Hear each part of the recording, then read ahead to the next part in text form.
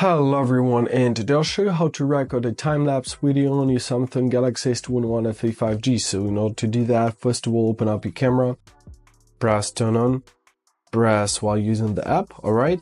So now you're automatically opened on the photo option, so you gotta find your more, and here you gotta find your hyperlapse, alright? So the hyperlapse is on now. To start recording, simply tap on the recording button. Make sure that the object you want to record is in the frame. Movements should be slow because the time-lapse will speed up the video, right? So when you're done, simply tap the recording button again to stop the video, just like that.